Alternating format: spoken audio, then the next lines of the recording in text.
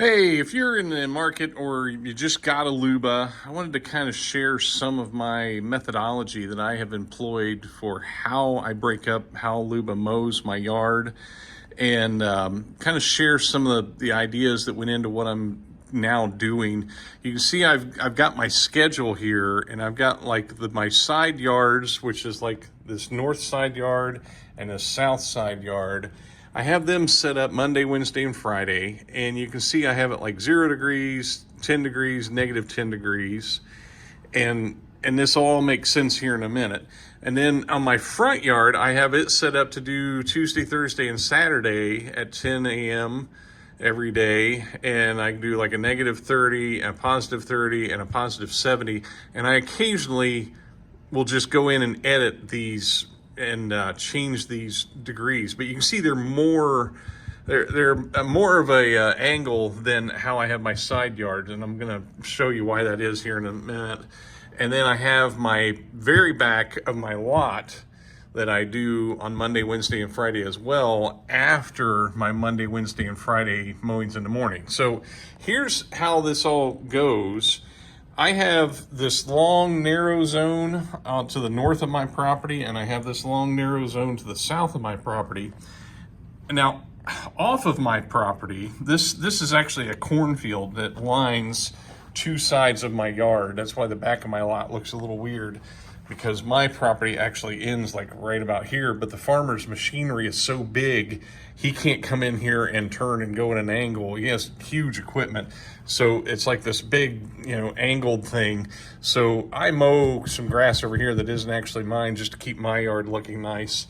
And this is the only spot on our street where the cornfield actually comes all the way to the road. So I've been mowing this little strip for years just to keep our little part of the neighborhood looking nice, because it just gets all overgrown and looks ugly.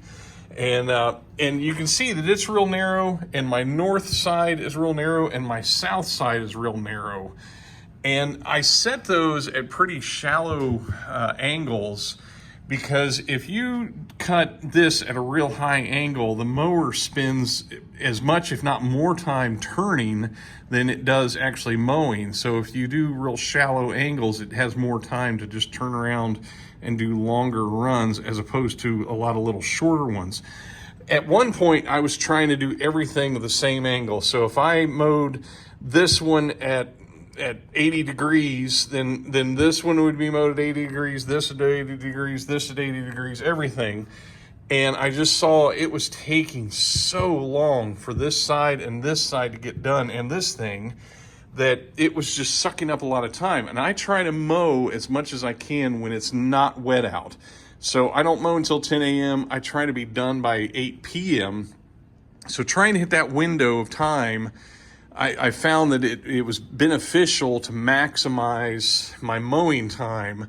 And I found by making these narrow sections a more shallow degree of change, and I'll change these from time to time. I'll go up to like 15 or down to 5. I mean, I'll change them, but I don't mow them at, like 60 degrees like I will my front yard, my backyard, and the back of my lot. So that's why I've got it scheduled for this to do Monday, Wednesday, and Friday. It does this section and this section and this section, because the app does not allow you, if you say I want to mow my whole yard and you set it at 35 degrees, it's going to mow everything at 35 degrees. It won't let you do, say, this at 10 degrees and this at 30 degrees if that's all being done on the same task. So I broke the tasks up by the narrow spots and the wide spots. That way I can do these more narrow areas at a different degree than I do the big areas. Now you can see I have Monday, Wednesday, and Friday on the sides, and a Monday, Wednesday, and Friday on the very back lot, and I don't start that till 4 o'clock. That gives this part, it gives me the ability to get this part and this part and this part all done. It goes back to the charging station, which is over here beside the house, and charge up to 100% before it comes back and does the back lot at 4 o'clock, because it can do that whole lot at 100% charge, but it can't do it at 80% charge. And if you aren't familiar with what I'm saying there, the mower will go back and charge periodically, but it only charges to 80%. It doesn't go to 100% because that point from 80 to 90% takes so long that it actually maximizes your time on the grass by only going to 80%.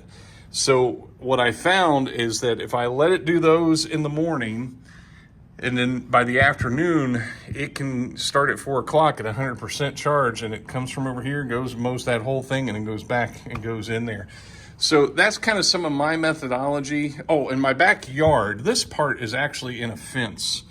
And I do not have any method. If you look around YouTube, you can see people have all sorts of different ways of opening a gate on some automated process or something. I have no automated way to get my Luba into this backyard. So I have to do this part manually.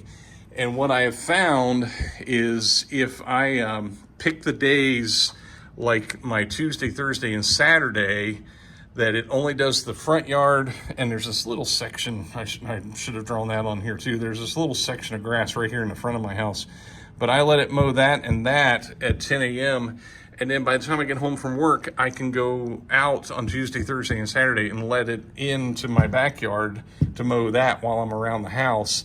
And since it has mowed this in the morning, usually by the time I get home from work, it's pretty close to 100% charge. Sometimes it's like 90.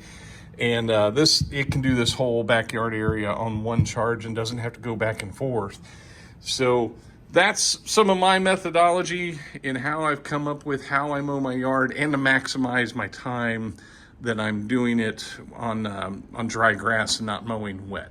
So there you go. Thanks for watching.